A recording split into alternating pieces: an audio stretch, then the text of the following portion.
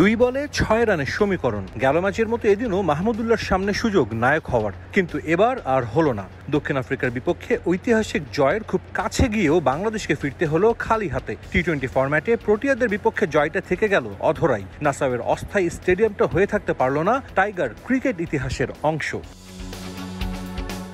Super 8-এ এক পা রাখতে বাংলাদেশের টার্গেট ১১৪ রান। নাসাউ স্টেডিয়ামের উইকেটে যা পাহাড় ডিঙানোর মতোই, কিন্তু অসম্ভব না। নতুন ওপেনিং জুটিতেও পুরনো গল্পের পুনরাবৃত্তি। হঠাৎ করেই ছন্দহারা তানজিদ তামিম। আগের ম্যাচের মতোই লিটনের কাছে ধীর স্থির ইনিংসের প্রত্যাশা, কিন্তু আবারও লিটন বিলিয়ে দিলেন উইকেট।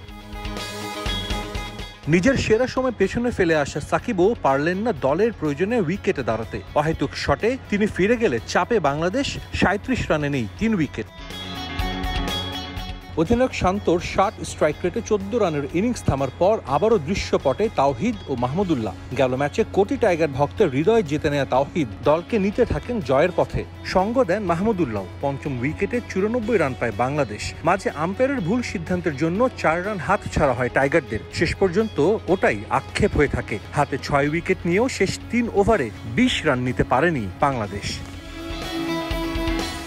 এর আগে টস জিতে ব্যাটিংয়ে নামে দক্ষিণ আফ্রিকা। নাসাউ কাউন্টি স্টেডিয়ামে রান তাড়া করাটা যে কঠিন সেটা বুঝেই হয়তো এই সিদ্ধান্ত নেয় প্রোটিয়ারা। তবে সেটা বুমেরাং হয়ে যায় তানজিম সাকিবের দুর্দান্ত বোলিংয়ে। পাওয়ার প্লের আগেই ৪ উইকেট হারিয়ে রীতিমতো ধুঁকতে থাকে প্রোটিয়ারা, যার ৩টি শিকার করেন সাকিব। পঞ্চম উইকেটে ২ অভিজ্ঞ মিলার ও ক্লাসেন। বাংলাদেশের বিপক্ষে বরাবর ভালো খেলা মিলার এদিনও দলের ত্রাতা। ক্লাসেন স্বভাব বিরুদ্ধে অনেকটা ধীর স্থির ব্যাটিং করেন। সেখানেই ম্যাচের মোমেন্টাম হারায় বাংলাদেশ। পঞ্চম উইকেটে ৭৯ রান যোগ করে প্রোটিয়ারা। শেষ পর্যন্ত ১১৩ রানের স্কোরটাই যথেষ্ট ছিল তাদের জয়ের জন্য।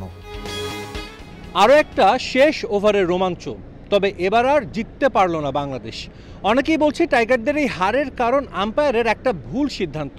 তবে এ ম্যাচ শেষ এবং এখানেই সব ভুলে যেতে হবে। এখনও টাইগারদের বাকি রয়েছে ২টি ম্যাচ এবং সেই ২ ম্যাচে জিতলেই শান্তর দল পা রাখবে সুপার 8-এ। নিউ ইয়র্ক থেকে সাজিদ মুস্তাহিদ, সময় সংবাদ, যুক্তরাষ্ট্র।